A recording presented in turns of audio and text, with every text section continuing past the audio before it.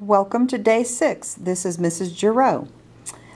Today I introduced line, our first element, very important, and we talked about thinking like an artist. You'll find that video on Pinterest in Unit 1, line. It's called Think Like an Artist. It's a really good video I want you to watch. We reviewed the board information, which gives us the definition of line, which basically is an element of art to define shape, contours, outlines. It can also suggest mass and volume. It may be a continuous mark made on a surface with a pointed tool like a pen or pencil, or it can be implied by the edges of shapes and forms. We had a lot of new vocabulary for some people. The first word we're going to go with is outline, which are lines made by the edge of an object or silhouette. And contour lines we're going to be talking about later this week. Gesture lines are today, which are lines that are energetic and catch the movement and gestures of an active figure. We'll also be talking about sketch lines, calligraphic lines, and implied lines. You may need to look those up. All right, we looked at several Pinterest videos on the Unit 1 line, and we practiced gesture figures. I'm going to show you some examples. We talked about human proportion.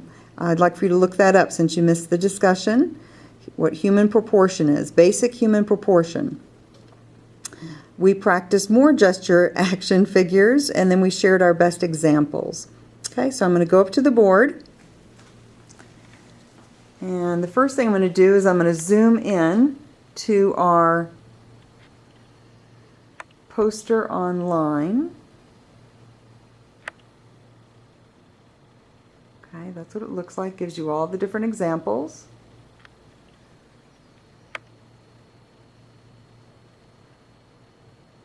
Definition. Types of line.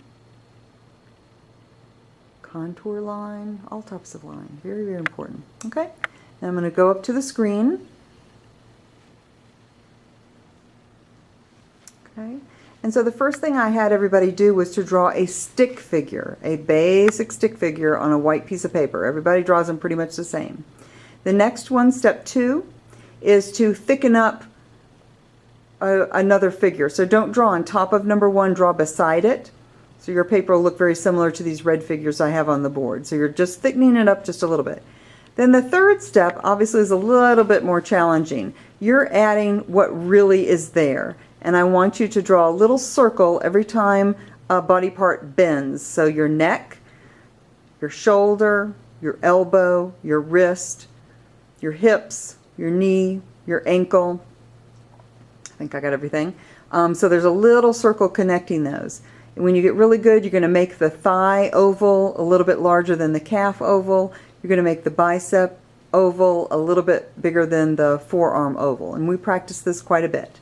Okay. Then we tried to make them in action. Okay. One of the proportions we talked about was if you were to hold your arm, or standing up tall, hold your arm straight down, your middle finger would touch about the middle of your thigh. Okay, and that's a good measurement to remember. But when you look at proportion, you'll see a little bit more than that. Again, we practiced many, many gestures. They tried to draw them dancing, running, basketball, covered all that. We looked at this poster on drawing gestures, and it's kind of scribble-scrabbly, so we tried to draw them very, very quickly. And these are really great examples of gesture figures. And they look like scribble-scrabble, but can't you see what the gestures are? Almost looks like the shot put there in the middle. Okay. We looked at some examples of gesture types of or style of drawing, but it's an inanimate object like a bicycle. Here's a 3D example in a gestural way, and you can guess that that is a horse. Okay. Again, we practiced our figures. We tried to draw them very quickly. We drew probably about 3 or 4 sheets of action figures. Okay, figures that are in action. Don't forget your piece of poster board was due. That is a requirement. You're trying to get your portfolio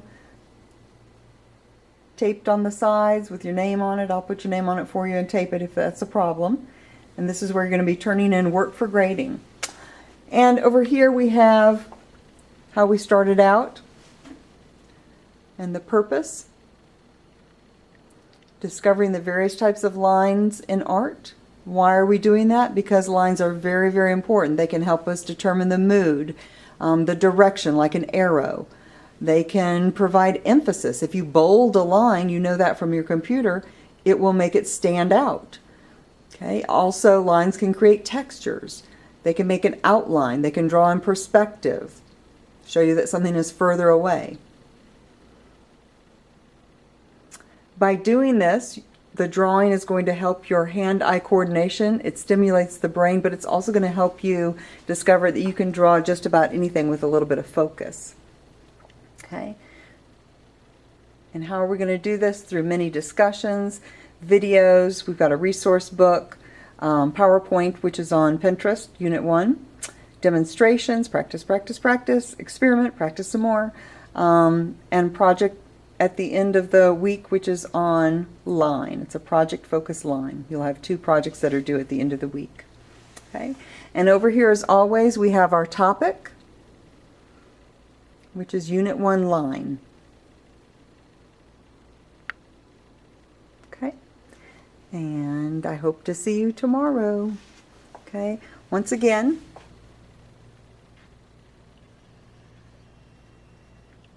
this is week 2.